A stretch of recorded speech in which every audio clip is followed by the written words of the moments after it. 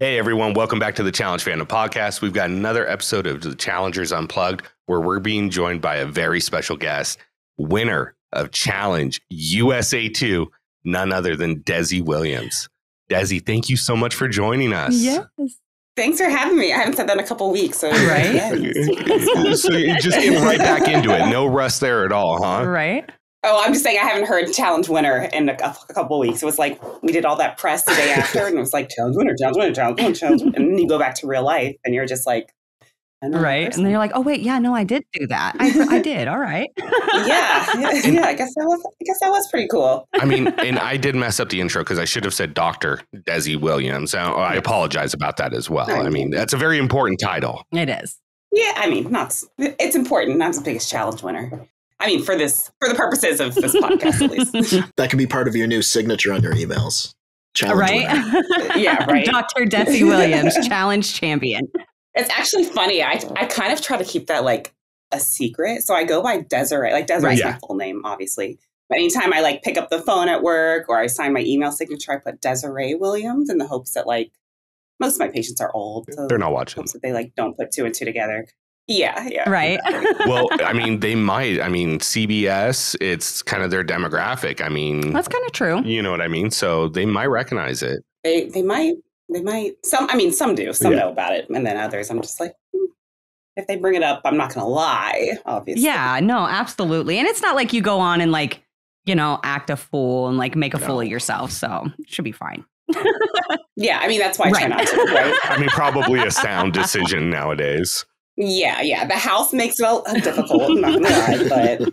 Look, I was really surprised that you guys remained as composed as you did with some of the stuff that happened this season. Oh, my goodness. I know like you, Michaela, and Chanelle were, the alliance of the season, the Survivor Girl, Survivor Strong this season. Mm-hmm. I've also seen you guys being referred to as Destiny's Child online. But then I watched like your face when Michaela won those back-to-back dailies and she's like, let's put in Tori, and your face was just like, maybe we shouldn't because that means I'm going in, yeah. Right. Like, hello? Like, I would not do that to you. Why would you do that to me? Exactly. The thing I will say, like, sometimes Michaela had these ideas, but we always discuss them. Like, I think that's why the three of us got along so well is because we come from a background of like having full-time jobs where you have to be diplomatic and you have to discuss things calmly and like hear everybody's point. Right. So I think that really helps because, there were certainly times where it was like you want to just like react, but it's like, all right, let me take a deep breath. Let's talk about this rationally. If I give her the rational reason why this makes absolutely no sense. Oh, yeah, 100%. Maybe she'll be more apt to listen.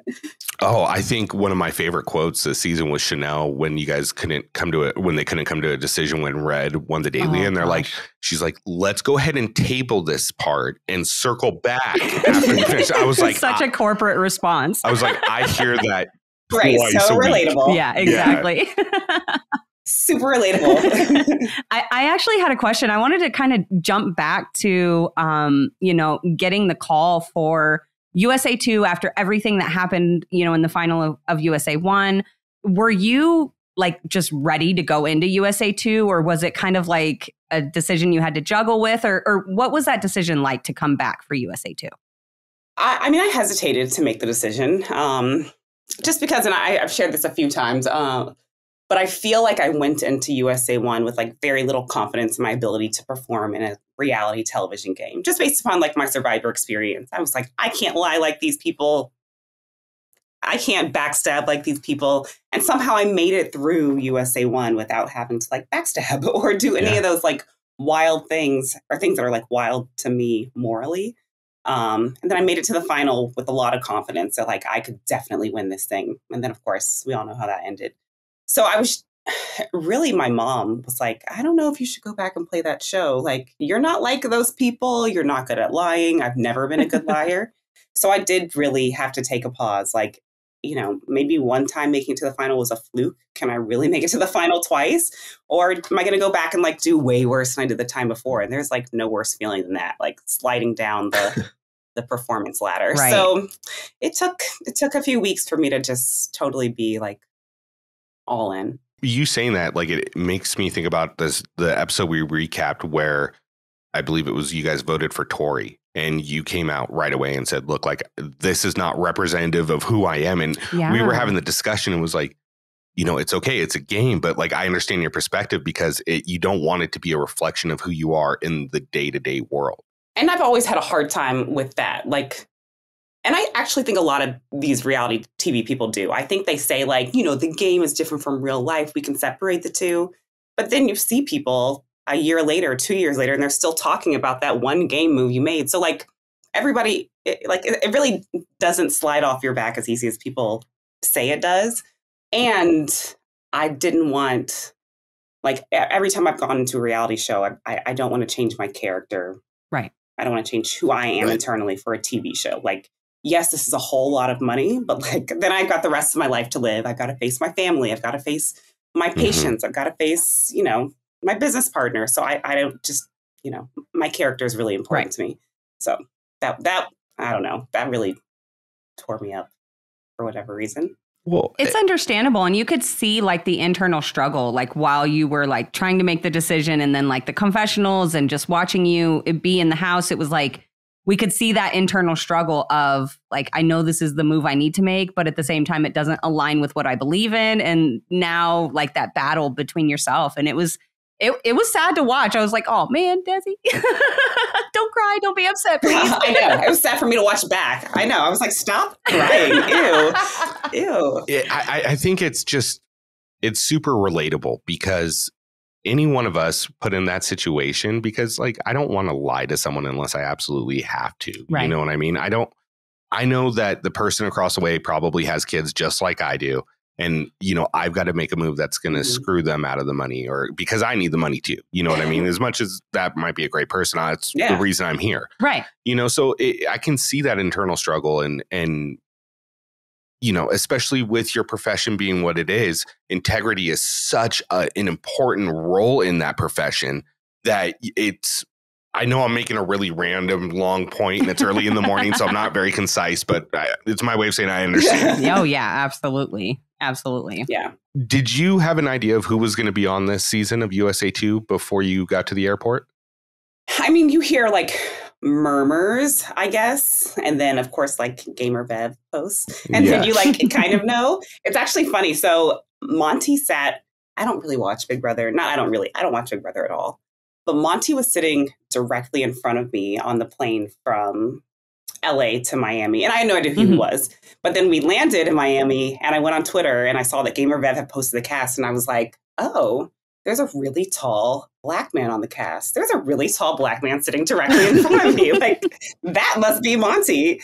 And we didn't like even speak until like there was this long walk to the next terminal. And then he turned around. He was like, hey, are you Desi? I'm Monty. And I was like, yeah, we sat right next to each other on the plane and had no friggin' idea. So I say that to say, like, you sort of know some of the people, but obviously not all of the people. Because unless it's been leaked by Gamer Bev or somebody else has leaked it to you.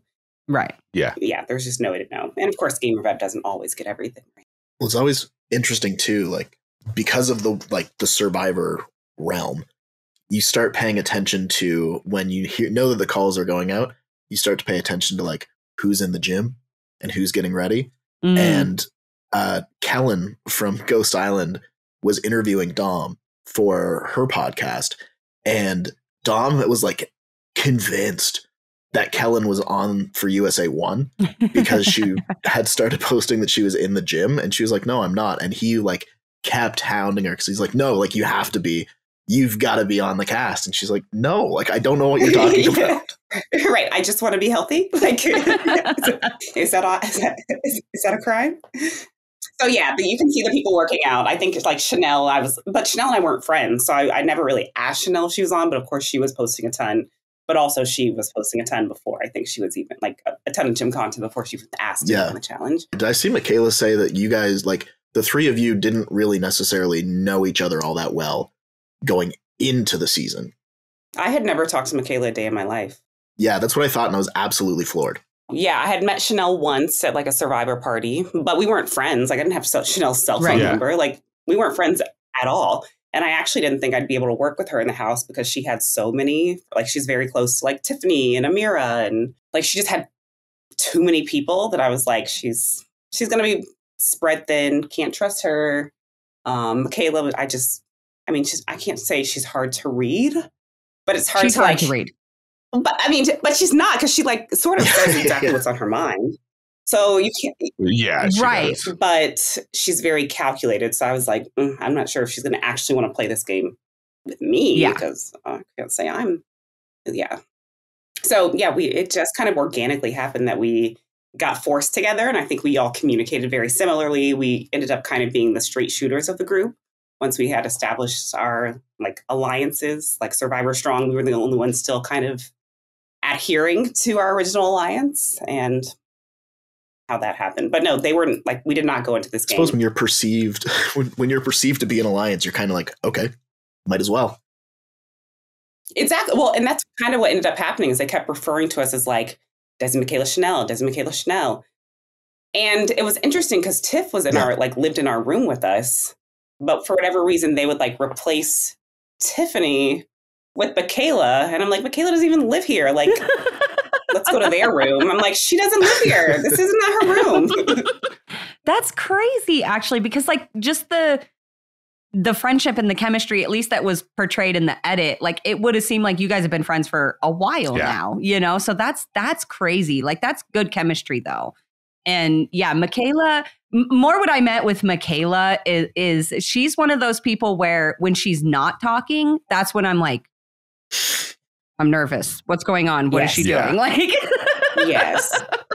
And she goes through these moods where she is not talking, like for days. And you're like, did I do something? Like, have things changed? Did I say the wrong thing? But then like the next day, she's back to being like super social. Yeah. So I think she just is not used to, I mean, who is used to living in a house of 20 people? Like, you know, if you're used to living alone and you're in your 30s and you've lived alone for like, you know, over a decade, you're just like, what is all of this noise? I could not do that. I also spent a lot of time in my room. Yeah, I would too. And it's so funny because if you guys remember, like on older seasons, like that's how Laurel always was in the house. Like she would spend a lot of time in her room, just like reading, staying away from the party and the mess. And she used to get like made fun of and like picked on all the time for that. And it's like, that would be me. Like I would just be sitting there reading, just please leave me alone. I need to stay in my happy space or I'm going to not be fun to be in the house with. Maybe that's why we can't have books anymore because she was reading all season. We're not allowed to have books. So I'm like, I don't know what she was reading. I think somebody was able to get a Bible in last time because they were like, how are you going to tell somebody they can't have a Bible? That's crazy. But other than that, yeah, you don't have any books. So I don't know what she was reading unless she was writing her own stories. I'm thinking it might be a newer rule because there was also a season. I can't remember exactly which one it was, but I want to say it was like. It was Real World. It was Sarah Rice. No, and because they had that that's library. That's not what I'm talking about. Jumping in too soon. I think it was like Dirty 30 or something like that. But CT had a book of scary stories that he would sit up and read to everybody while they were trying to fall asleep at night. And he would just read out of this book of like horror stories. But they were like real life stories that happened in the country they were filming in. I want to say it was like Thailand or something. That's hilarious. And so I'm thinking maybe it might be like a new rule that they might have implemented. Maybe so. Oh. I have a feeling that at one point Bananas was reading Eat, Pray, Love. And they used to put tape over the title of the book. Yes. But like, really, I get it if it's a brand or it's something like that. But like, it's the title of a book. I don't think you have to blur that out. I mean, better safe than sorry, I guess. But yeah. I wish we had books. I love reading, but no, we have no books. But I still would just spend time. Yeah. I'd like journal or like doodle. Absolutely. Like I can't engage with those people. The house was a lot. Yeah, just working 8 hours a day. I need like an hour to decompress. I'm like, I peopled way too much already. I need a couple minutes. Exactly. Yeah. But Chanelle, I feel like Chanelle's social game was not shown enough. I would literally wake up in the morning. We slept right next to each other. She'd already be gone out having conversations. She'd come back to the room, take a quick shower, go out, have some more conversations, and I'd still be like in bed. Like, what have you been doing all day? And she's like, I talked to so-and-so, and I talked to so-and-so. I was like, how do you have that many words in you? Because my word quota, I think, has been met for this season. Like, I have exceeded my word quota for the month. So one thing I was curious about, were you contacted for World Championship?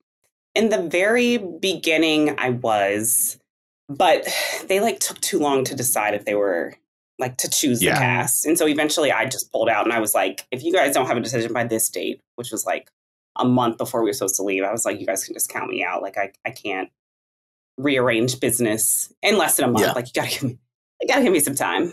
You got to give me, some leeway. Yeah. It's crazy how they do that. Because I've heard that a lot from different challengers is like, sometimes they only give you guys like 2 or 3 weeks, like final notice of, hey, we're flying. You're definitely on the cast. We're flying out in 2 weeks. And it's like, how are people supposed to deal with their kids, their jobs, their mortgages, their bills, all that stuff? What? In 2 weeks? And train? What? Yeah. I mean, I think that's kind of how they keep on recycling the same people, is because like they know the people who are able to just throw everything down and, jump. So I guess that's why Johnny's been on 22 seasons when he don't have any kids or that's I was gonna say I guess like the career reality stars or whatever, like the people who do this like as a career, I guess that's but like the everyday person, that's crazy. Side note though, the advice you gave to Bananas about dating was top tier. I just want to put that out there. Yes. So that was actually Michaela gave it to him while we were in the house. I was just reminding him of it because Bananas is like, he actually is like a really high quality guy. Like he cooks, he's very clean, he's kind, he's caring. And I'm like, you are actually a really good catch, but you're just like fishing for the wrong type. Yeah. He does need to find someone with a 9 to 5. Let's be honest. He needs some grounding. He needs somebody to ground him. Yes. That's a really great way to put it. He needs grounding for sure. Sure. Just to live in Bananas' head for a day. I couldn't imagine it, to be honest. Just like, an hour? Just let me out. Like you talking about Chanelle, how like she's out there all the time talking, like just being in Bananas' head for an hour. I'd be like, dude, I need to shut down for 12. Like this is too much.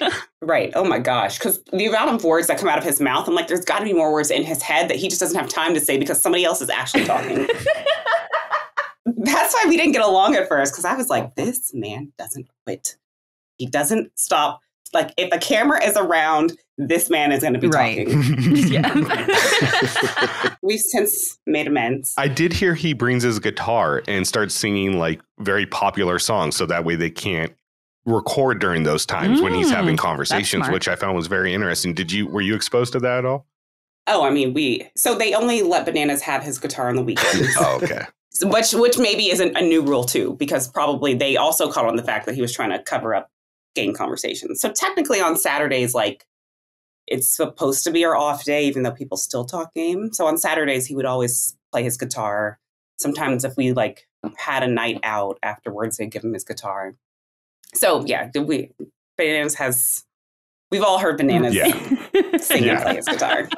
Countless number of hours. He's behaved himself, so he gets his guitar as like a reward. But it's like great for us too, because otherwise we don't hear music. You know, like, and music is so much a part of most people's everyday life that it's nice, even though it's the same like 7 songs. It's like I will listen to these 7 songs every Saturday if that's all I can get. It'd probably be like a true break from the game versus like just downtime, but actually having like that break from, for lack of a better term, that break from reality of being able to just kind of chill. And how many of us don't have a memory of like sitting around a campfire with a guitar and just like hanging out? I was going to say like the best, like that's so much fun. Just sitting around a campfire, somebody's playing a guitar, you got a drink, your friends are around, you're just laughing and listening to me. That's like the best. So that's cool that they actually like let him do that though. And that was probably one of our best nights in the house was we did just that. We had like a fire pit. I think we only used it that one time. We all sat around, Bananas played, we sang along. And at the end, we like made up a challenge rap. Nice. There was a later challenge rap in the season that the girls made up, but this was like a group challenge rap.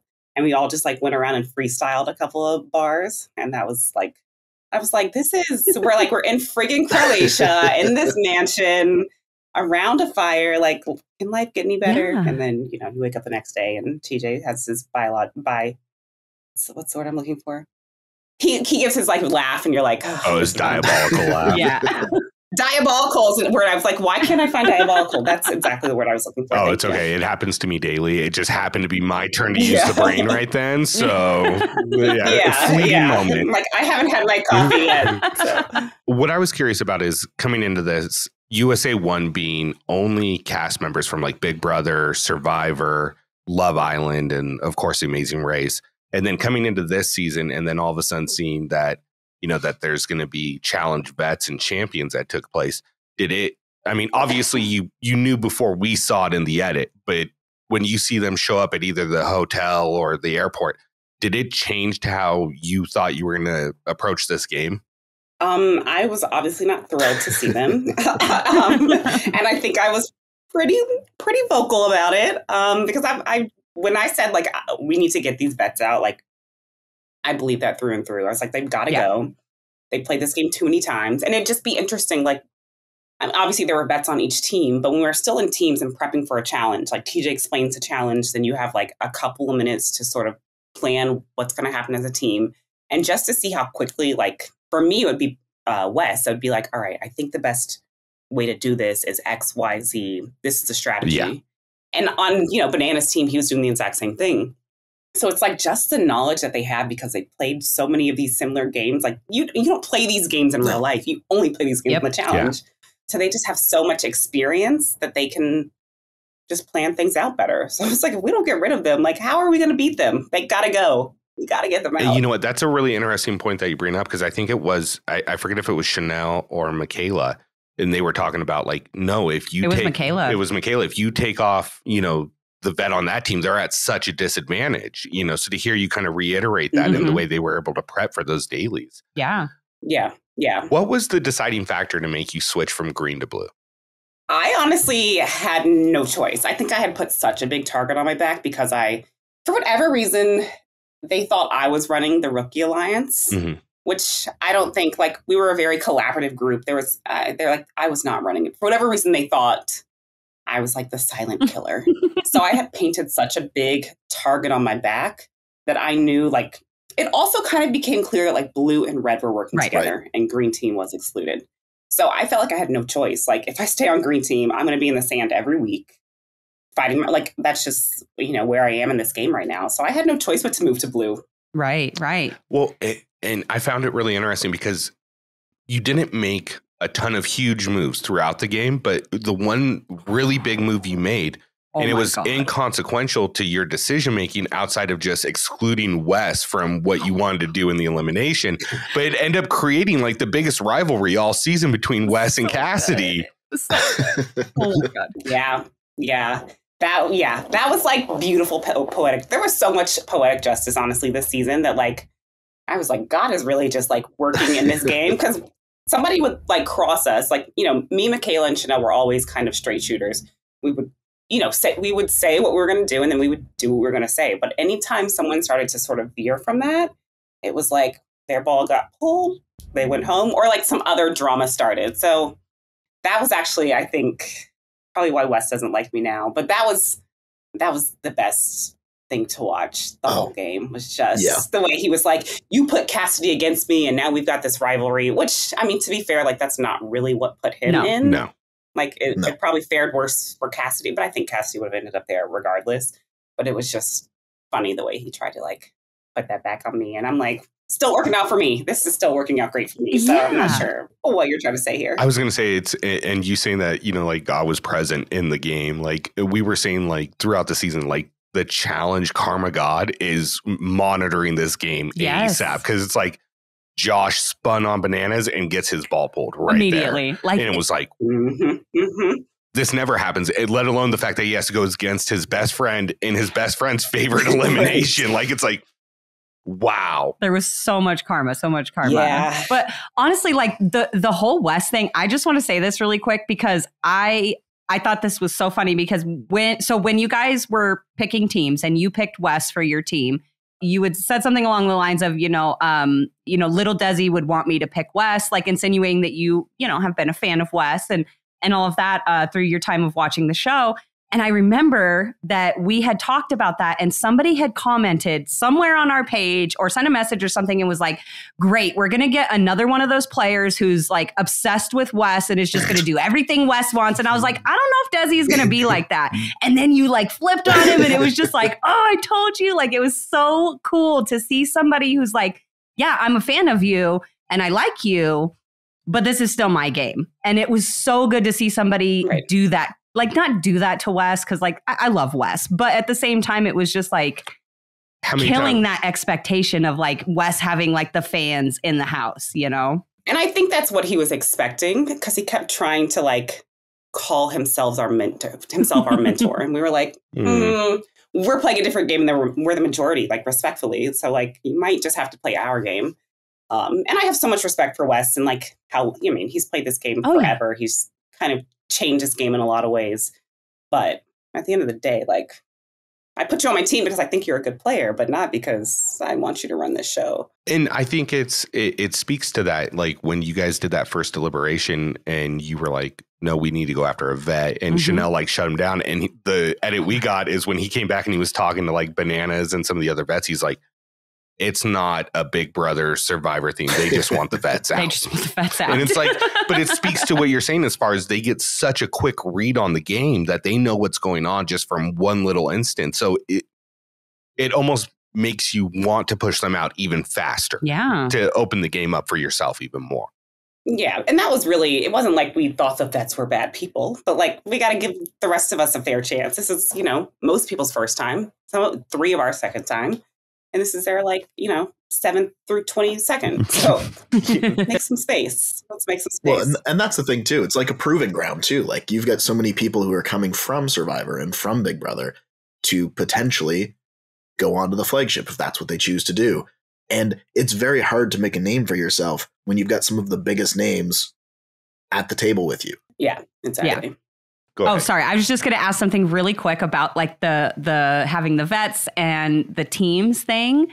Did you guys as a cast have any idea that the game was going to change? Or did you guys think you were just going to be in teams the entire time?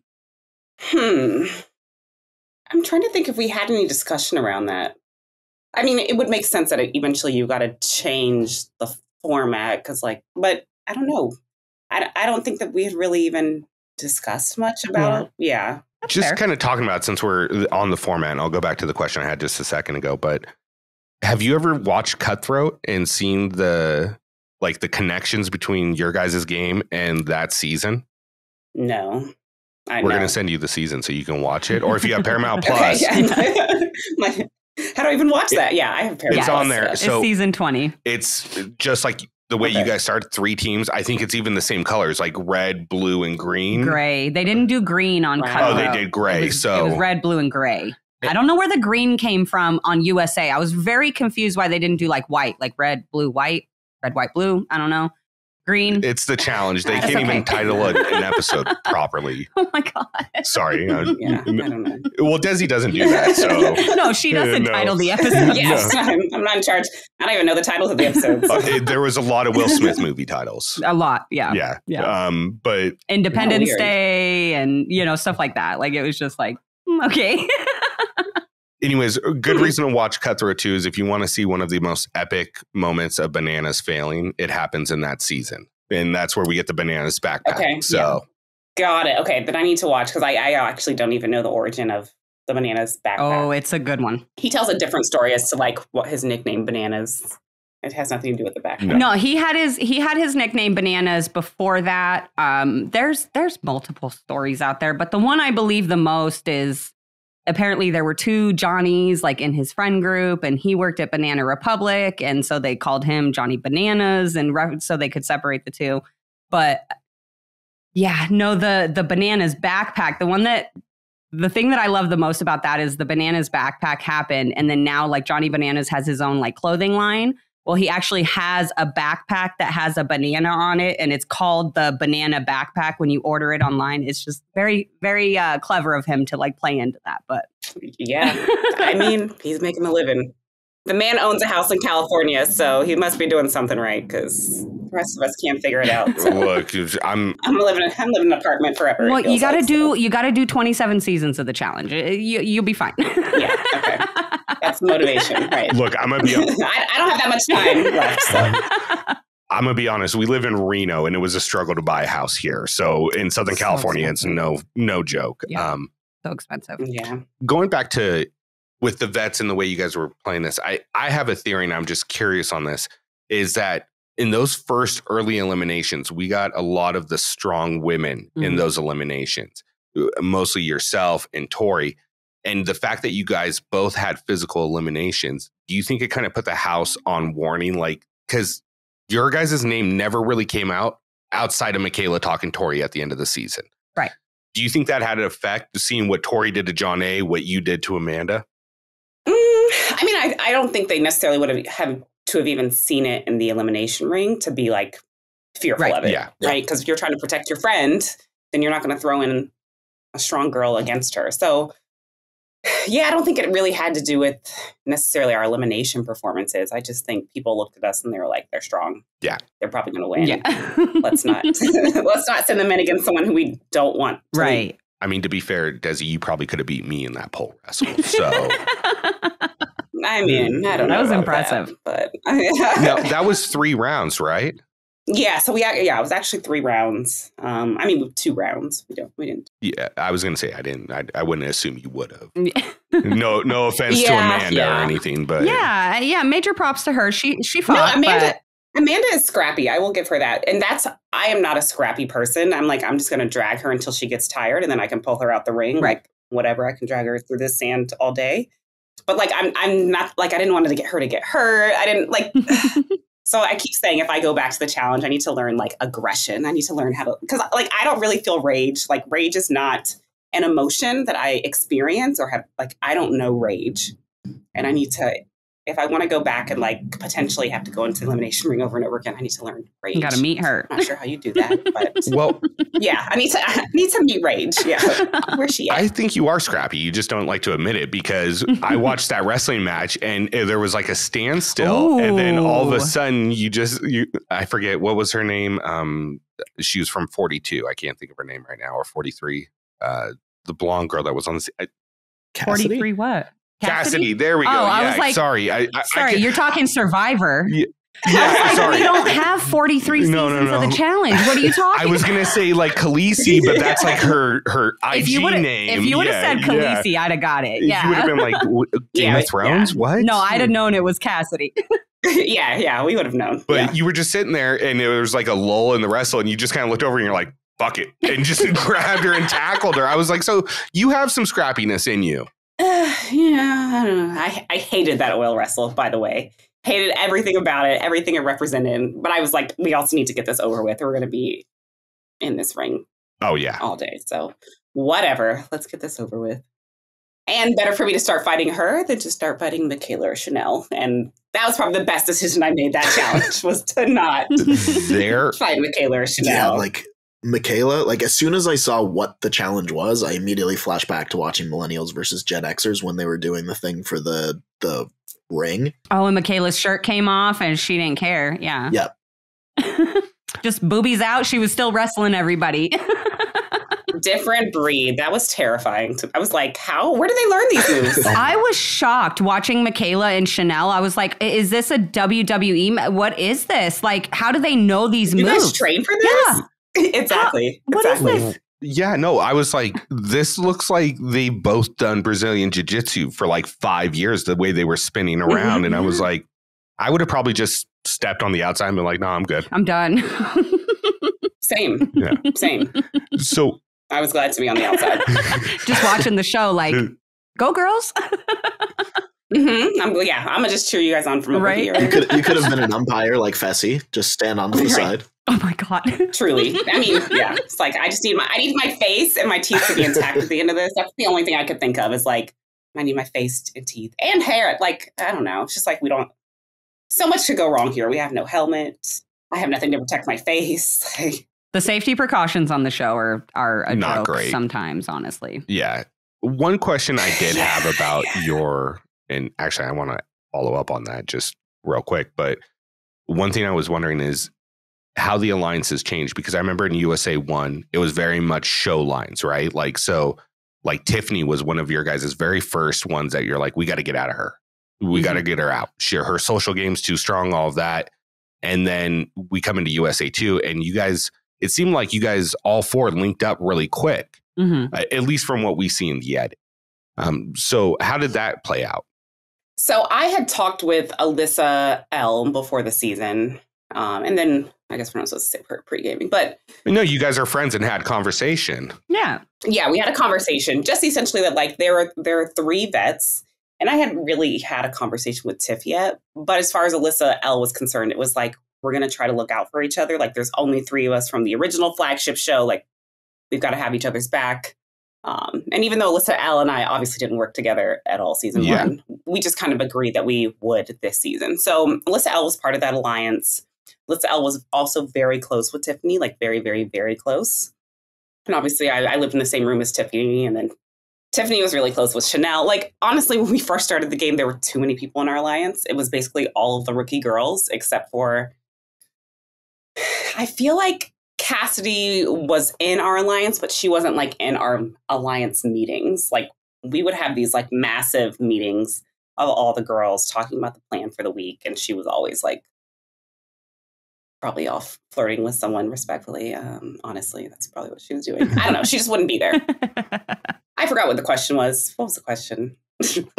About Tiffany, about the alliances and how they shifted. Yeah. And then that just kind of shifted naturally on its own. Like, right. You know, once Tiff went home, then she was no longer a part of that. And then Alyssa L went home. She was no longer a part of that. So that kind of shifted that alliance. But I would say for the most part, like we were still looking out for the rookie girls. The Big Brother guys kind of felt like they were trying to play their own game. Like I couldn't figure out what was going on with the Big Brother guys. And we try to pull them in.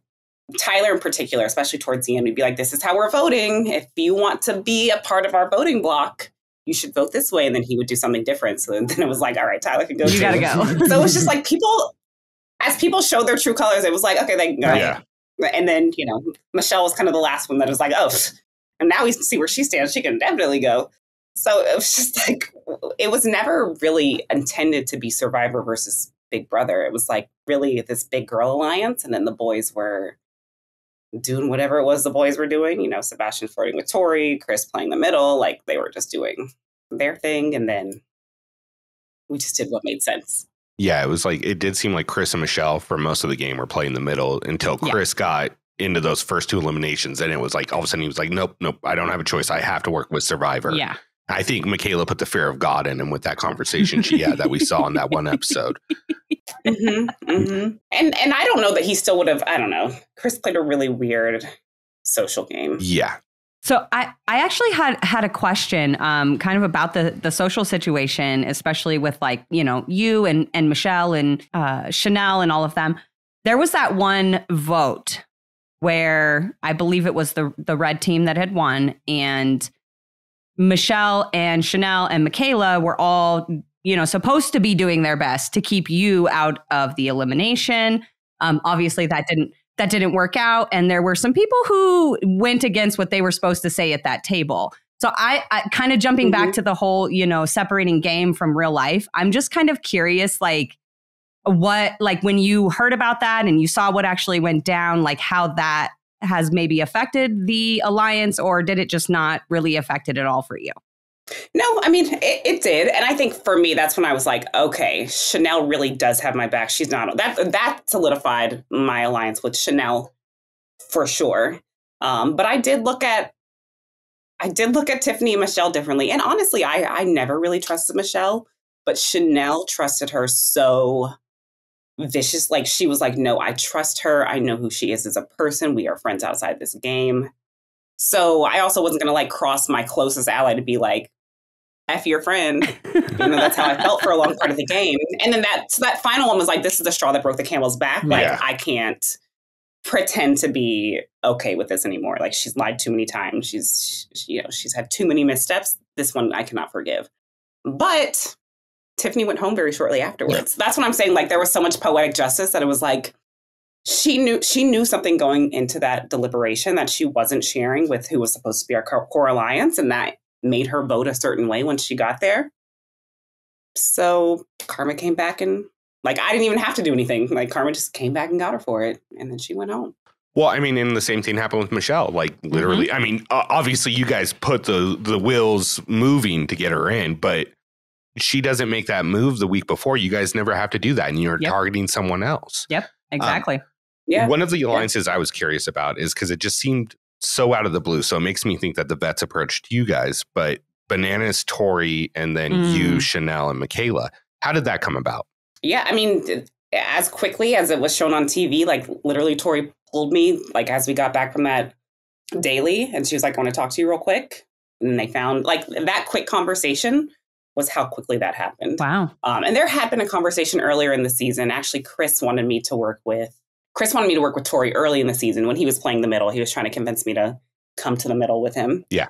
And so Tori pulled me then and we had a conversation and she was like, I think it would make sense for the strong girls to stick together. But at that time I had an alliance of like 7 girls and I was like, respectfully, like, you don't fit on my roster. Like, I can't. Yeah. So there had been an earlier conversation, but way earlier in the season. But the alliance with Tori and Bananas, like literally happened in a 3 to 5 minute conversation. And it was just like, sounds good to us. Like, you all just won, so obviously we're going to agree with you. Yeah, hard to be like, I don't want to work with you guys. Right. Please just put me in tomorrow. Yeah, if you don't mind. Right.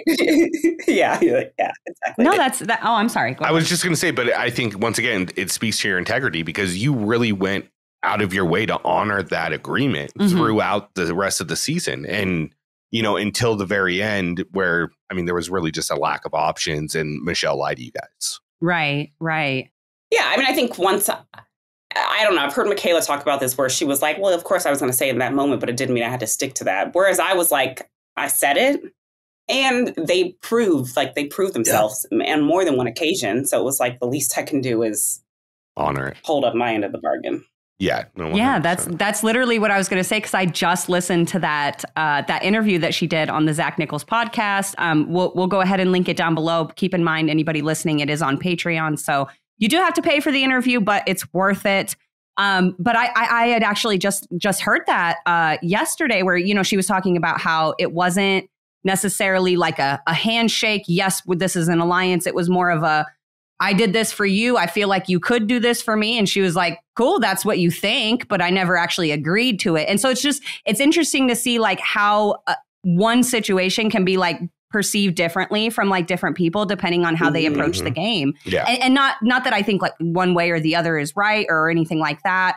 You know, she interpreted it the way she did. You interpreted it the way you did. Tori did the way she did. And, you know, that's just what happens. But it's just interesting to see like, you know, how that varies from person to person. Well, it's a very Survivor way of approaching it, right? It's like, I didn't explicitly say it, so it should be okay. And I think that's also where Chris messed up in his game. So remember, he had a conversation with me at one point in the game. He was like, well, I haven't really lied to anyone in this game. I just haven't always told the whole truth.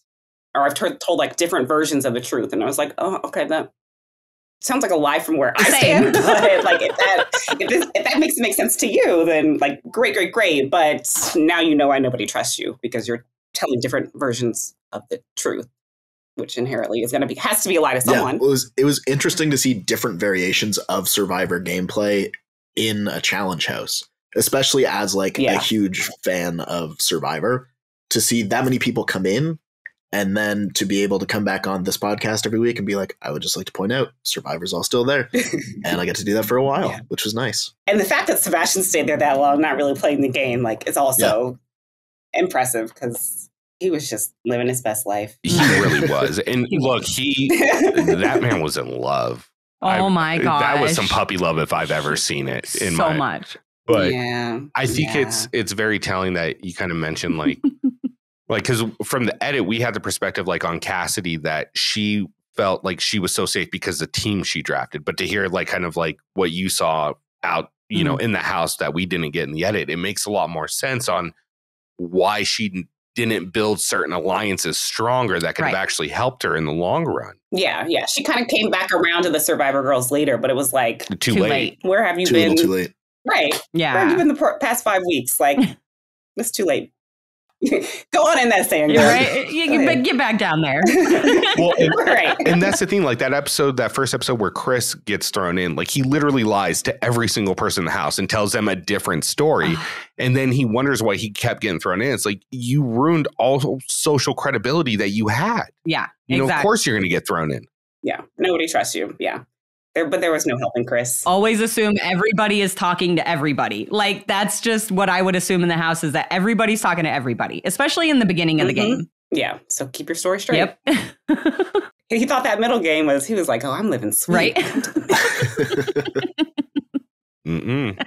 The middle also ends up being the sand a lot too. Right. Yeah. In the middle of the arena. Yeah, Michelle found that out the hard way too. But at the same time, major props to Chris, because he had such a messy game and he was such a big target the whole season and everything was so messy. And he still managed to make it to the final and then whoop everybody's ass in it. So major props to annihilate in the final. I have no idea how he managed to make it through this season. Like, it was every week we were like, oh, this has got to be the week Chris goes home. And then it wasn't. And we were like, is he actually going to make this final and like pull a Survivor all over again? And he sure did. He did just that. It was impressive. His final performance was hella impressive. I mean, those final challenges, like once he locked in, I was like, who is this animal? I don't know if anyone else caught it, but I really appreciate the millennial in you that just said hella. I just want to throw that out there. Yes. Wait, did I just say that? Yeah. It slid off the tongue so effortlessly. I didn't even notice. I'm about to go watch Legends of the Hidden Temple after this. Right. Oh, hell yeah. So good. Actually, I do need to watch that.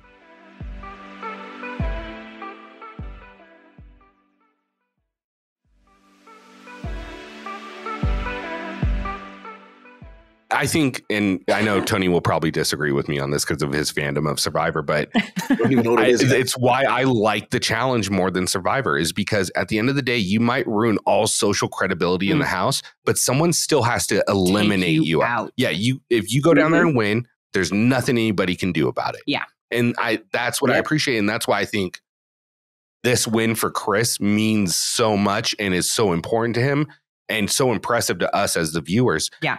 And then, of course, your win, and we'll get into the final. It's just the best redemption arc we've seen over a 2-season span ever.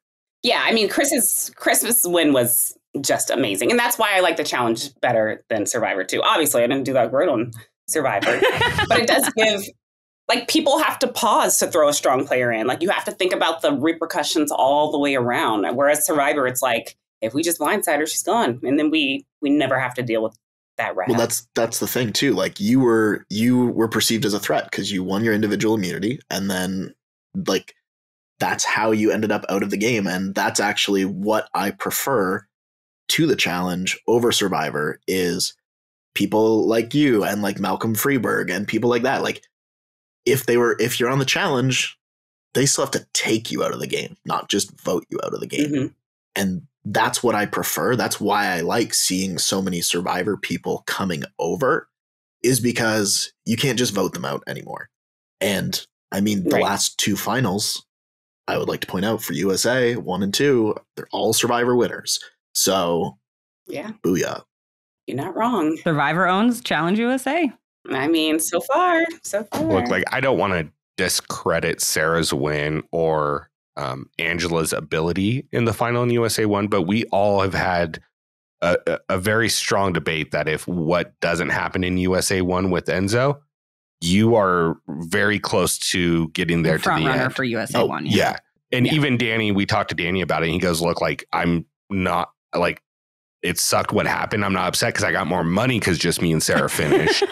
But Desi would have finished that final. She would have done the Sudoku. She would have gotten through it, and he knows it. Yeah. And I think, you know, look, like, I've talked to Danny throughout the season, and like, he's like, you seen how good she's doing? You seen how good she's doing? I'm like, yeah, dude, I'm watching. Well, and then he recapped the final with us. Yeah. Yeah. He had such great things to say. I'm pretty sure he said, he was like, the only way I would ever come back on the show is if like the time was right, the money was right, and I got to be partners with Desi. I was like, okay. Oh, damn. Yeah. Damn.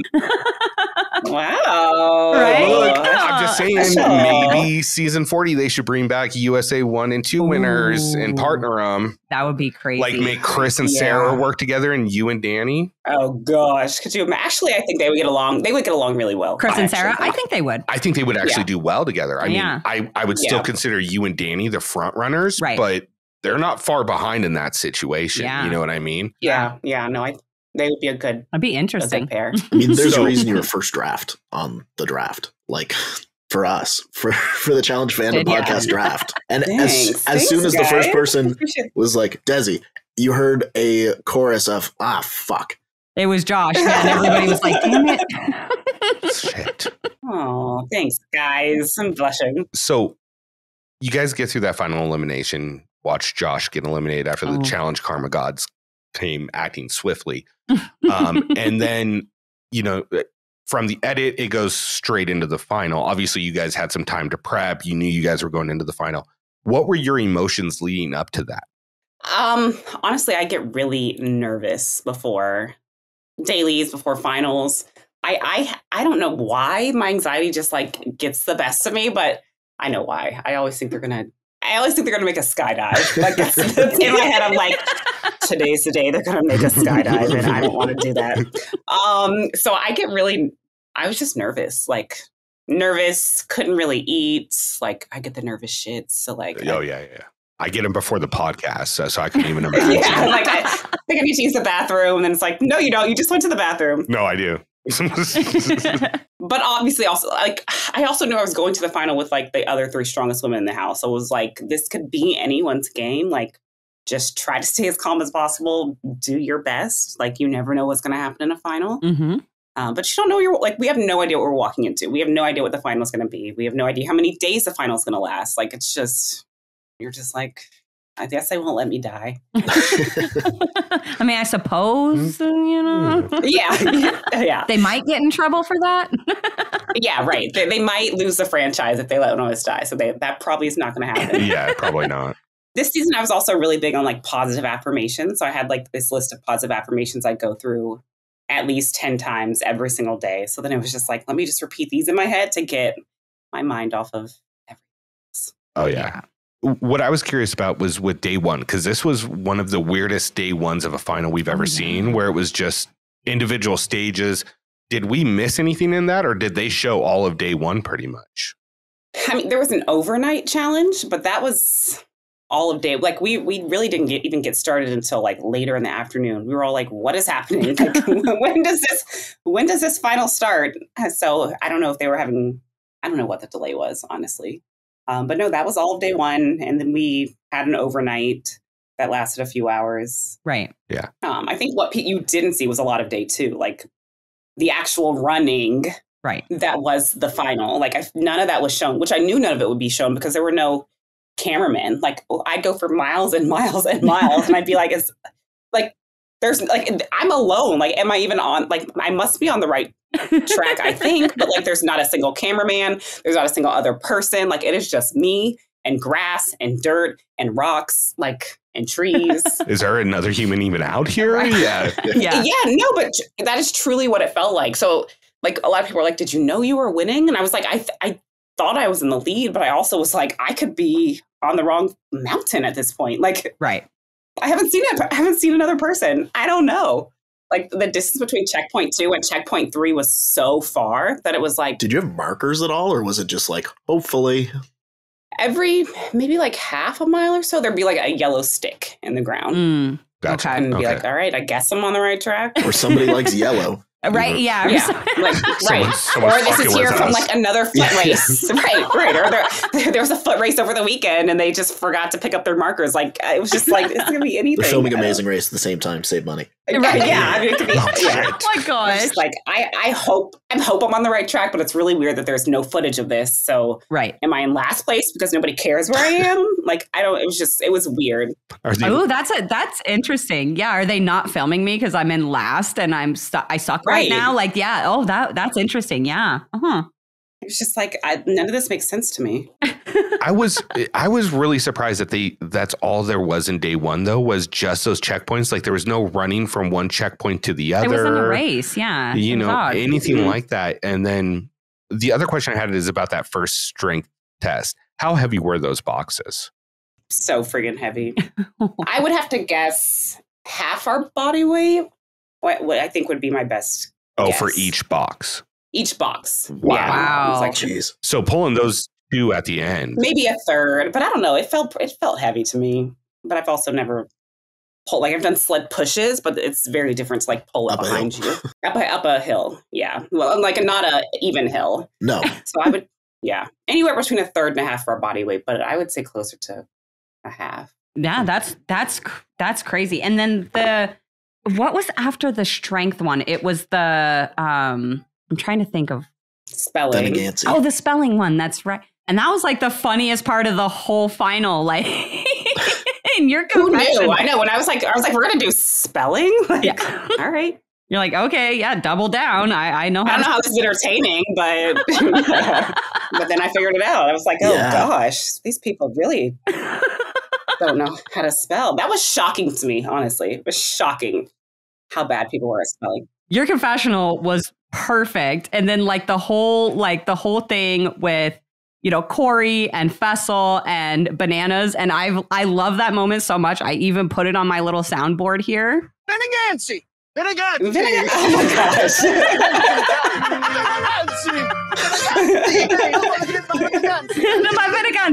Oh my gosh, it's so funny. So great. It was so great. But yeah, obviously you obviously doubled down on the spelling thing. Did you expect like everybody to just be as absolutely horrendous at spelling as they were? Or were you? No. I hesitated to double down. Like I almost didn't double down. And then the last one I was like, you know what, if there's anyone that I can, like, I am a decent speller. I mean, I'm not a spelling bee champ like Chris, but I'm decent at spelling. I could have never thought that those people would be that bad. Oh my God. I was going to ask, did you know that Chris was a spelling bee champ before this? Did you let that slip in conversation? I did not. No, he never let that slip. But I did expect him to perform better. In my head, I was just like, Chris is like really, really smart. I don't know why I thought Chris was really, really smart. Like he sells solar door to door. Like I don't know where I got this like really intelligent thought from. So I expected him to do better. But yeah, for him to say later in confessional that he was a spelling bee champ, I was like, you could keep that to yourself. Because by the time you know this confessional, you already know how that part ended up. Well, and then like right down to Tori not realizing it was plural. Yeah. Oh, I know. That part, I don't know. That part was weird. I agree. But like you guys said, everybody else caught the plural except her. So that's fine. And I agree. That's on her. Yeah. If she didn't hear it, she could have said, what? Can you say that again? You know what I mean? Yeah. So. Yeah. But I think he also used it in a sentence. He did. Yeah. He did. Yeah. He said in the challenge, it's really good to have alliances. So that's on her. So that couldn't have been plural. Yeah. Right. Yeah. Yeah, I mean, look, and let's be honest. I know you already played this out, but Corey was the star of that checkpoint. It really was great. Corey is always the star of anything like trivia, spelling. It's Corey and Nelson. Like they're always the best. And by best, I don't mean like that they do good. They do so horrible that it actually makes those things entertaining. Yeah. Yeah. He definitely was really bad, but he was really bad at all of the things. It was hard to watch a little bit. It was so, but you guys, you didn't even like, he literally went over in a corner for like probably 20 minutes and was just like, had to like gather himself. Like he was so sad. He was. I think he just put so much on himself that first day of the final, and when it didn't fall his way. Yeah. It just was too much for him. Yeah. But I mean, at the same time, like we all said, like if there's anyone that could have made up that deficit on the second day, it's Corey. Yeah. You know what I mean? And so fast. Yeah. He did a good job. Yeah. Well, that's the thing. He went from 7 minutes behind Bananas, who was in first, to coming in second. Like that's huge for where he started to where, like TJ asked him if he wanted to take a nap before he started because he had the time. Yeah. It's like poor Corey. By day 2 he was in better spirits, but day 1 I was like, "Are you gonna cry?" Poor guy. And we all felt for him too, because like everybody, it's hard not to love Corey. Yeah, Yeah, it is. He's a great guy. So the most important question, have you ever thrown an axe before? Never touched an axe before. That was my first time touching an axe. I was like, that's it. Like, right. All right, bye. I'm giving you props because at least you threw it right. We were sitting there watching Tori trying to like Paul Bunyan one hand that thing. And it was like, that's never going in. What are you doing? Yeah. Yeah. I mean, I've seen it like on Instagram. People go on dates and do like axe throwing, and they always use two hands. So I was like, all right, pick this up, two hands, focus on the target. And I was like, oh, that worked. Here I go. I don't know. Maybe I have a career. Yeah, maybe I have a career in axe throwing. They even added a cat screech to Tori's throwing at one point, where she threw something really off the side, and then you just hear that cat screech sound effect. That's so funny.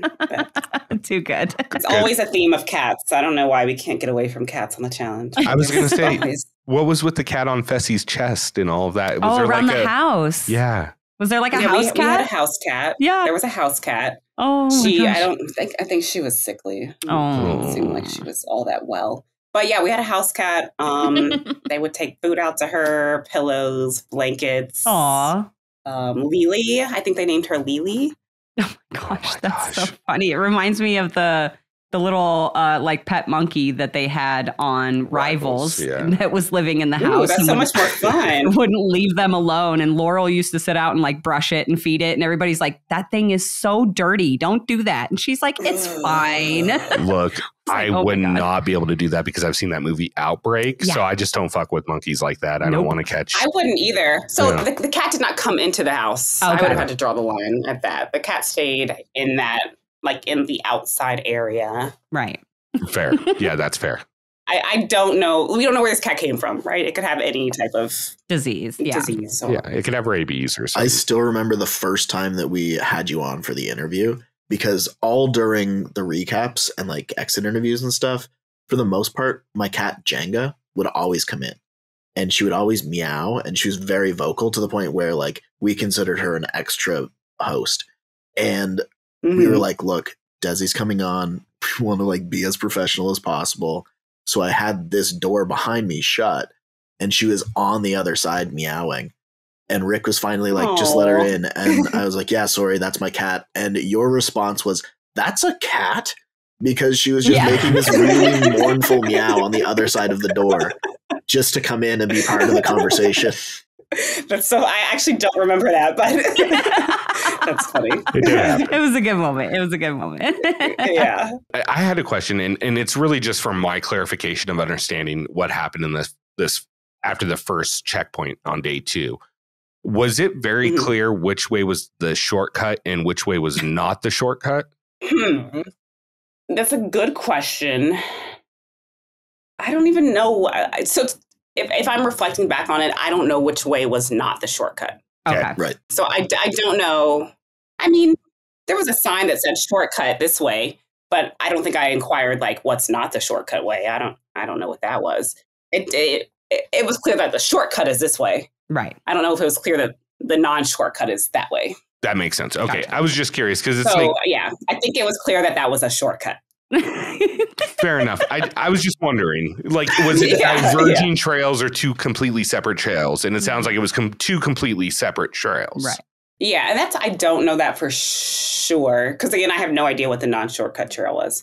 But I do think it was the opposite direction. But it is weird that they wouldn't have stopped him sooner to be like, you're going the wrong way. Yeah, I thought that too. I was like, that was very petty of the challenge. They were like, we're going to let him get all the way up there and then we're going to turn him around. Like, that's what you get for taking and we'll focus on this sign here behind him that he just ran past that says shortcut. Yeah. I'm not going to say anything. We're just going to zoom into the sign. I was like, oh, that's so petty. But I don't think they added more miles necessarily onto his. Like, I think he just had to make up the miles he had missed. Right. Yeah. They just sent him back down that trail again. Yeah, but still, it was weird that they didn't like you're going the wrong way and turn him around. I don't know. I didn't realize he had done that. So I actually remember passing him as I was getting to checkpoint 2, and he was going the opposite way. And I was like, do we have to go back? Because again, there's no cameras. So I'm like, am I going the wrong way? Like, what's that? I was so confused. But also, I had seen everybody else run that way. So. Well, I guess apparently, like when he was running back and Bananas was running up and Fessy was coming back, according to Bananas, Fessel actually told Bananas, yeah, no, we have to turn around and go back. Once you get up there, you have to turn around and go back. And was like trying to get Bananas to just turn around and go back so he wouldn't be behind it. I think Bananas is the wrong guy to pull that on, Mister. Yeah. I've been in like 10 finals. Maybe pull that one on like Chris or Corey. Yeah. Might have had a better chance. Right. But you got to give him, I mean, he was just trying to preserve himself at that point. He was, yeah. Poor guy. So one thing I found was very interesting from at least what we saw in the edit is that the ATVs after that scale portion really made the difference in who finished first and second in the final because it was such a large advantage. Yeah. Knowing that you and Michaela got there first and you made the conscious decision like, no, I'm going, there's only one left. It's mine. Yeah. At that time, once you got in that ATV, did you kind of realize, hey, I just made a $250,000 decision? It wasn't so much me doing it. It was her deciding not to do it. That I was like, oh, I think now I'm going to win. Because full disclosure, like by the time we got there, I was dehydrated. Like I had the nervous shits that morning too. So like I was dehydrated. Like I don't have any food in me because we didn't really eat last night. All the water that I drank. It's gone. Just released right behind that tree over there. Like, it's out of me. So I knew, I was like, there's no way I can run this entire 10 miles. Like, I just don't have the fluid in me to do it.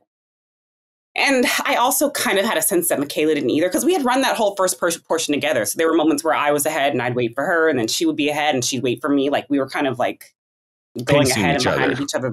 Yeah, we were pacing each other the whole time and like encouraging each other through the miserable parts of it. So I was just like, if I don't think I can run for 10 miles or at this point for like 7 more miles, I don't know how she thinks she can. So it was more her deciding not to do it that I was like, pretty sure I can win this now. Yeah. Yeah, I think I just won if I'm on the right trail. Right? How long did it take to do the scale portion? No, I mean, I had no real semblance of time, but maybe 10 minutes, if I had to guess, 10, 15. So she really could have hung out. She could have just hung out, yeah. Because it wasn't long after that Bananas got his wrong. Right. And really, I did mine slower because I saw him get it wrong. And he picked his rock back up. That was really the factor for me. I guess he had forgotten to get the rock at the first station that we were supposed to carry that whole time. So he had to pick the rock back up and keep carrying it. But I thought if I got it wrong, not only do I not get the ATV, but I also have to keep carrying this rock. And I was like, oh, okay. There is no way I can keep running and carrying this rock. So I like really, really, really took my time at that station. It showed. I felt like it was going to be like the make or break moment. It was impressive. I was like, when you pulled that lever and it didn't go anywhere, I was like, wait a second, is that one broken? Like, what happened? Well, I also was like, and then TJ didn't say anything. He was just like, wow. And I was like, what does wow mean? He was like, wow. I was like, does that mean I'm good, TJ? Like, give me something more. Like, can I go? I got more stuff to get done here. Right? Yeah. Well, and it's funny, too, because when Chris had originally I think it was Chris that got there first. Yeah. When he had originally got there and TJ was like, oh, you have to balance it. And then, he does a thing and it goes like this. I was like, oh, Chris didn't get it. And then TJ was like, you're good. Like when he said balanced, I thought he meant how yours was. Like the definition of the word balanced. Yeah. But I guess just if it didn't touch the ground, you were good to go. I don't know. But I thought the same thing as you. So, yeah. To be fair. Yeah.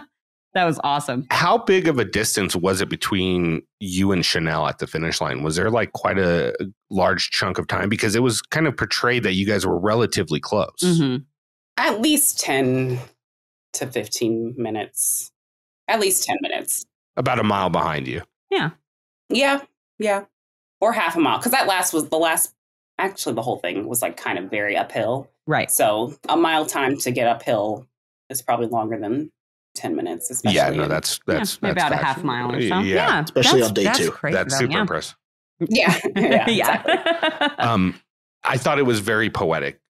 Because Corrina had brought this up, and I didn't even realize it, which was how poetic this season was, because we saw what happened last season, and after Enzo decided to quit the final, and it automatically eliminated you, which was one of the stupidest fucking rules ever. Yeah.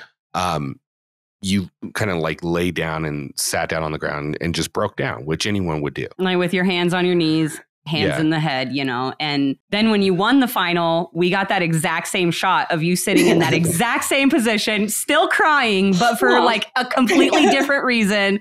And it was just like, I was like, this is so poetic. This is so beautiful. Like just the chances that she sat in that exact same position, you know what I mean? And it was so like that moment was so awesome. And then it flashes to your confessional and you're crying of just like pure happiness. It was just like, look, I'm starting to tear up now. Like it was just so awesome. Oh my God. I loved it all so much.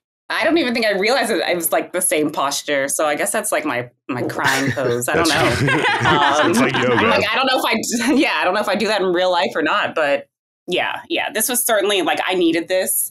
Again, like I built my confidence up all season 1 long. And then it was like, all right, this could have been a fluke. So then to make it to the finals, I was like, all right, so wasn't a fluke the first time. Like I don't suck at this show. No. So to win, like I feel like, and you guys even said it, you like, I was your first draft pick. And like, you know, Danny says all these great things about me, but I don't necessarily view myself in that light. I'm just like, you know, I'm just a regular person like everyone else doing regular people things. So I require, it drives my fiance crazy, but I do require like words of affirmation. I need to see it. Yeah. To see the confirmation. I can't just like, I don't think I'm high and mighty. I don't have like a huge ego. It's just like, I show up and I do my job, and that's kind of the person I've always been. So it meant a lot to me to like be able to walk away and be like, I was successful. Like, I shouldn't doubt myself. Like everything all these people are saying about me, maybe it's true, and maybe I need to believe it. Yeah, 100% is. Look, exactly. I don't think there's one person that we've all agreed on that we would want to see on the flagship compete against, you know, the Laurels, the Cara Marias, more than you, Desi. I mean, look, it's not just the fans that see the potential. It's your fellow competitors as well. They know how big of a threat you are. Yep. And so I think that confidence and you can throw a little bit of ego in there is well deserved on your side. And, you know, you've earned it. Thanks, guys. I don't know about you. I don't know if ego serves people well, really, in real life, but in the challenge, it definitely does. So I've got to work on that. I've got to learn rage and ego. Where do I find them? The first part is changing your sign off on your emails to Doctor and Challenge Champion. Maybe put the hyphen in there. That's the first part. Like, let people know, you know, like it's a select group. Right. That's very true. Very true. I mean, really, if you factor in like how many people have won the challenge over the last like 10 years, like more people have been to the moon. Damn. I like that. There's like a pageant saying that's like, you're more likely to have a son play in the Super Bowl than a woman to compete at Miss America. That's like our like claim to fame. So that's I like this man on the moon analogy. I mean, now I'm going to do like the real numbers and I'll send you a message to confirm on that. Send me all the data. Right. Look, I'm in sales and marketing, so sometimes it's just talking out of my ass. It's just what happens, and I apologize in advance. It's all good. Different version of the truth, right? Exactly. Yeah, it's everybody has their own truth. Exactly. Look, one of my favorite things is there's a picture and it's a cylinder, right? And there's a light flashing on it from the side and then one flashing on it from the front. And if you look at it from the front, it looks like a circle. But if you look at it from the side, it looks like a rectangle. Both are true. It's just about your perspective, right? Yeah. With that being said, now that you're a challenge champion, do you feel like you're done with the challenge, or is there still some in the tank to want to go do another one? We'll see. TBD. Like, I don't know. I go back and forth. I'm getting married next year. So like next year might not be great timing.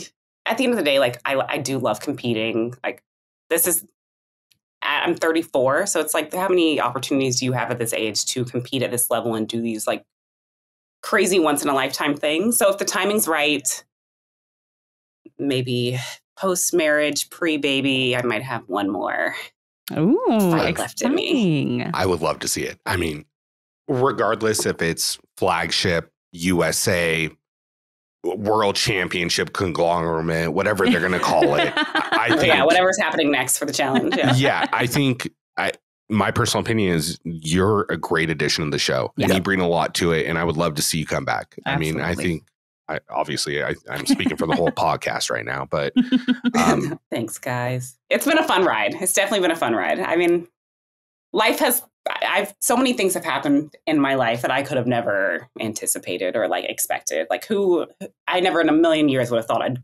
go on the challenge, let alone win the challenge. So I definitely am not counting anything out. I just take life as it comes. And if I can squeeze it in and make it work. It goes like my wife watches the challenge. She watches Survivor as well.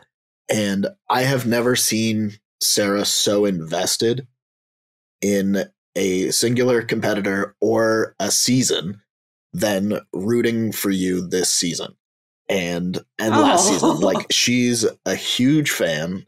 And so I sent this to you, but I don't know if I told Rick and Corrina when you won. First off, I cried both times, both when I watched it the first time and then when I was taking notes after I already knew what was going to happen.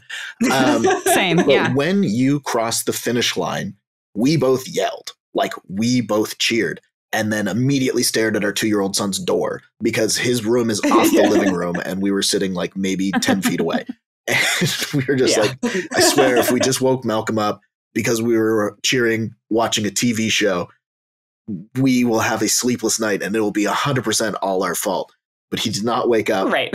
But it was just one of those moments where you're so very aware that you have a kid that's sleeping on the other room. So like, you've got closed captioning on, you're listening at a moderate volume. And then we just spike the whole damn thing as soon as you cross the finish line. And you know what? If he would have woken up, it would have been absolutely worthwhile. It would have been like, look, this is why we woke you up. Right. Nothing bad is happening. Yeah, very exciting ending. Yeah, and obviously I was excited, but also depleted. Like I literally got to the top of the mountain. I was trying to cry, but I was like, I must be dehydrated because like literally no, like I'm just sobbing, but like no tears are coming out because I guess I've got no liquid left inside of me. Look, super impressed that you and Chris were able to get up on that little tiny rock together. Yeah, that tiny rock. I was like, oh my God, she just won. They're going to make her break her fucking ankle. Not my idea. Yeah, I felt the same way. And like mostly if you see, like I'm really not on it. Like I'm holding on to Chris. Like he is holding me on that rock. I'm like, can y'all don't have any better shot that you can get in this moment? Like I'm exhausted. You have no water for me up here. Like, and now you want me to stand on this tiny mound? Where is your water bottle? I know you have a water bottle, TJ, and I need it now. Oh my gosh. Yeah, I ended up one of the cameramen giving me his water because he was like, you need some water. I was like, thank you. Like, why? Yeah, you guys should probably have that at the finish line next time. Right. Just like they do at fun runs and things like that. Right, exactly. Like, can we at least do this with a marathon where like we got like TJ's mom standing at a checkpoint, like just with a table with water so you can just keep going, right, something. Right. There was water at like where we built those blocks up, but then you have to like stop and you have to take your camel pack off. And it's like, I'm not going to waste that time in the middle of the race. But at the end of the race, I would like to hydrate. I would like some water. Yeah. It makes sense. Maybe a little power bar or something like. I mean, I would have taken anything in that moment. A beer would have been nice. Right? Oh yeah. That's what they give you at the end of a marathon. Yeah. Right? Yeah. I mean, look, to be honest, I bet that would have been the best tasting beer in the world there and then. You know what I mean? Sure. Next time you're going to have to convince TJ, like, hey, top of the mountain beer on you. Yeah. Okay. Right. If it's me again. Yep. So I am fairly certain we had asked you this because we know that you'd watched the challenge before, but now playing with vets and seeing kind of how the gameplay goes with them. If you had to choose one as a partner, who would it be? Let's say you're going to reserve judgment until you get to play with CT. Yeah. I mean, yeah, I wouldn't mind. Yeah, that would be awesome. Out of this group, it would be Bananas. If I had to choose purely vets. If I had to go choose my team again, I guess I haven't watched that many like more modern day challenges. I might have chosen Fessy as first on my team. There you go. Yeah. I mean, he's a hell of a competitor during the season. Just kind of falls a little bit short during the finals. Right. Yeah. Yeah. Not so great at finals, but the things this man was doing, especially like the first 2 weeks of the season, he was celebrating Ramadan or observing, I guess. So he wasn't eating or drinking all day long, but still like that capsize challenge. I think he swam that back and forth 6 times because he helped literally every single girl on his team swim that with no food, no water, like storm the cast. Like the man is just his athleticism. I've never seen anything like it. And the versatility of his athleticism. It's very much, and I know you're not going to like this comparison, but it's very CT-esque, which is the fact that he is good at multiple things. There's not just one thing that he's really good at. He's, like you said, he can perform. I mean, and look, he did it a couple of years ago when he was observing Ramadan and didn't eat and was still winning dailies. It is impressive. It's impressive. Yeah. It really, I can barely go without breakfast. And I'm like, I need a nap. I need to sleep or something. Why am I so tired? Oh, it's because you haven't eaten anything. Yeah. I was just like, wait, you haven't what? After Storm at Castle, he was like dry heaving, but there was nothing coming up because he literally had nothing in his system because he hadn't eaten or drinking anything all day. Fessy takes a lot of heat, but and like you said, the finals, he struggles with the finals. I was impressed with the eating portion. This was a great season for him. He finished it, and so props to him. Well, it goes back to what Desi said earlier. Like, ego in the game is good to a certain extent, and and Fessy's got an ego. Yeah. Let's be honest. Yeah, but I mean, from hearing this, part of it's at least well deserved. From what I'm hearing. It's actually funny. We were at the bar one day. Sorry, you guys are probably trying to wrap this up, and I just can't keep talking. We're on with Desi. We don't care. Yeah. So after I had moved to the blue team, like then Fessy and I were on the same team together. I think we had won a challenge, and we were at the bar, which they showed like really no bar activity again this season. So I don't know why they torture us into going every time, but we were just like talking, drinking, and he was like, "So, am I everything that you thought I was going to be? Like, am I like you thought I was going to be?" And I was like, Fessy, and this is true. I was like, I literally had no idea who you were before we started this season. And he was like, really? And I was like, yeah, no, I had never heard your name before. So, so I had no expectations. So I think you're great in comparison to what people say about you. Right? But it was just like the ego that he was like, so what do you think about me versus what people say? And I'm like, oh, it's the egos. I had no thoughts about you before this game. Oh, I'm sure that hurt. I'm sure maybe that's why he was more level this season. Yeah, maybe. I mean, I think other people knew who he was. I had no idea who Fessy was. Like, I didn't watch his season of Big Brother. I don't really remember him from, I guess I haven't watched like the recent seasons of The Challenge because I don't really remember him. Well, I mean, I'm trying to think, what was the first season he was on? Total Madness. Total Madness. Okay. I mean, you would have just remembered him getting fourth in finals. That's it. That's true. Yeah. I mean, look, like the only thing that would have been worse than what you said to him is like, no, I played with Danny, who was a professional football player last season. So. Oh gosh. Yeah. He did tell me about that. Yeah. He told me about that little tiff between the two of them.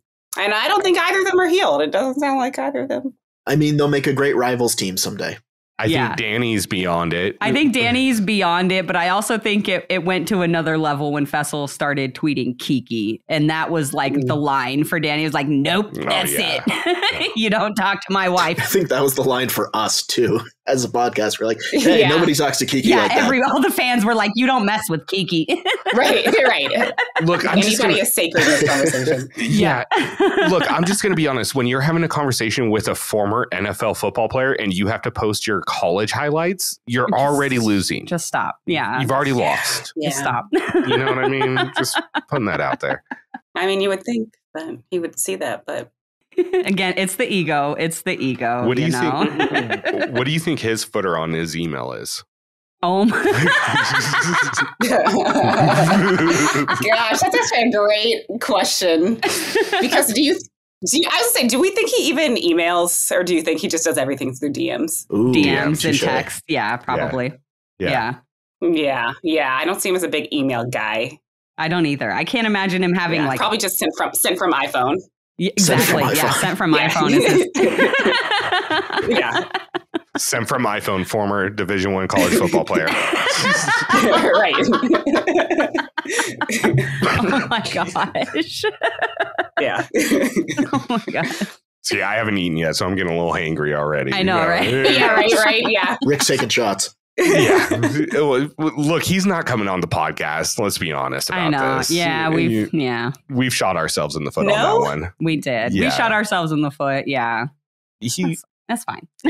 I'll tell you what, if you ever get the chance, you go back and watch Double Agents, you'll see why. It was messy. It wasn't. It's one of those where a lot of people didn't want to partner with him for a few seasons after because of that performance. Yeah. Oh, is that when he pushed somebody? Where he got sent home? Is that season? No. That was Spies, Lies, okay. and him and Josh got into it. In Double Agents, they were randomly partnered with people throughout the season, and every woman that he got partnered with was like, I can't fucking stand him. He doesn't listen to me. He doesn't let me talk. He talks to me like shit. He treats me like shit. Wow. Just like it was bad. Wow. Like the Fessel that we saw on USA 2, it was a complete like 180 from what we normally see of him. So you definitely got like the best version of Fessel to like play with. The Bessel Fessel. At least from what we saw in the edit. I think definitely. I mean, Fessel talked very little, honestly. Like he was mostly in his bed. He's learning. Yeah. He also had a girl at home. I think he was trying his best. He was like, I'm just going to put this scarf over my head so I can't see other women. So I'm not tempted to. It's like how I used to play hide and seek as a kid. I figured if you couldn't see me, I couldn't see you. That was how it worked. Right, exactly. Yeah. I mean, he made it to the end. Somehow. He did. Just hiding in his room. Little side note, our son, when he was younger, he'd do hide and seek, but he would cover his ears. We thought you couldn't see him. Where's Luke? Where's Luke? The funniest things ever. So innocent. It's so cute. Kids are great, man. Now he runs around and screams. Oh. Yeah. Right. Exactly. Yeah. But that's all the questions I have so far. I mean, I'm sure I could sit here and just bullshit with you for the next 2.5 hours, Desi. Nobody's going to listen to that, right?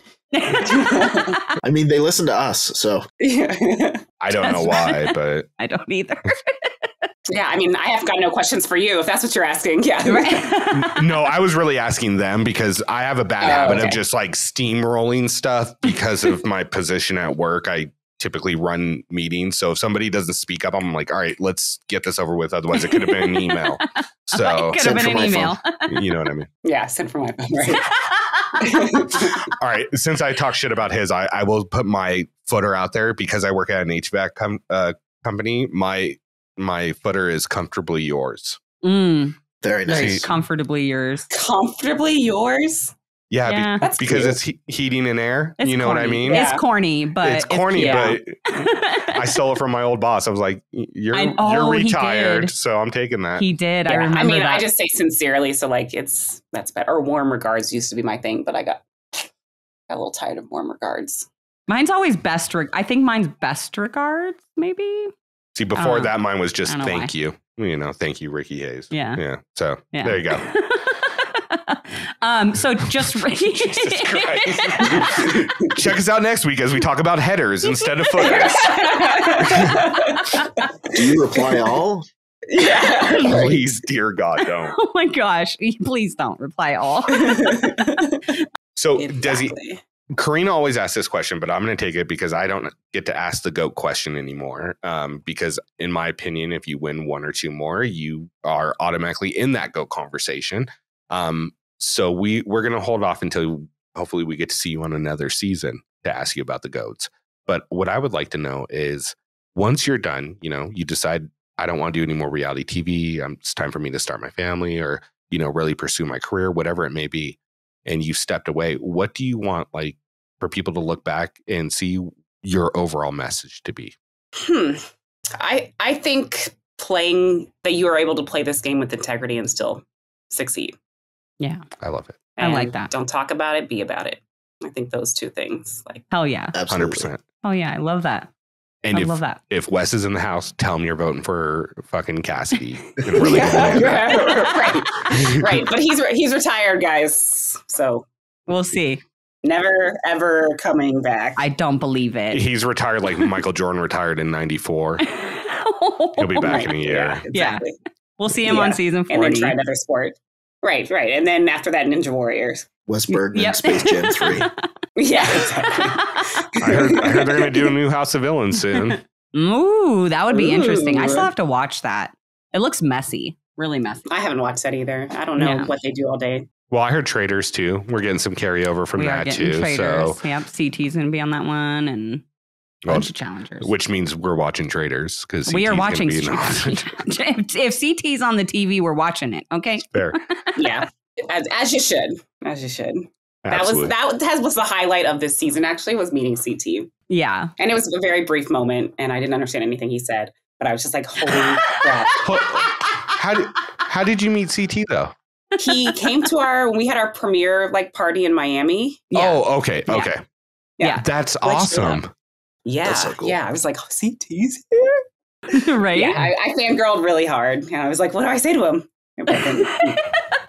He wasn't really interested in talking to me, so I didn't really have to come up with anything to say. So that was great. Oh, yeah. Yeah, he gets like that. He's a man of few words. Yeah. You know what I mean? Mhm. Yeah, I mean, I didn't take it personally. And like my feelings weren't hurt. I was still just like, holy crap, it's CT. Well, if you're watching 39, I think he shows up on this. I mean, MTV has only shown it on every single freaking episode since it started, but what's the thing called? a mace. That thing is awesome. Don't ask me why I know that. I just do. Okay. Yeah, it's like the thing with the ball on the end and the spikes all over it, you know, like the gladiator type thing. I don't know what a mace is. Yeah. Okay. Yeah, that's what it is. Yeah. Useless knowledge. But with that being said, Desi, thank you so much for joining us. It's always an absolute pleasure to be able to sit down and discuss the season with you and kind of pick your brain on it. And we appreciate you giving us that time. Yeah, absolutely. Of course, you guys are always so fun to talk to. Oh, thank you so much. And you know what? Thank you guys, everybody tuning in.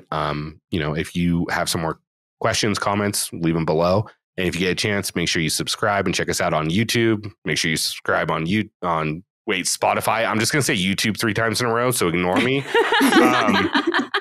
All those platforms that you listen, wherever you listen, subscribe. Do that. With that being said, everything linked below will have Desi's Instagram, you know, as well as links to our Instagram and everything else. If you guys have more questions or want to keep the conversation going. But for everyone here at the Challenge Fandom Podcast, we want to thank you guys so much. Desi, thank you once again. Yeah. We really do appreciate it. And we'll catch you guys soon. Bye. Thanks, guys. Bye.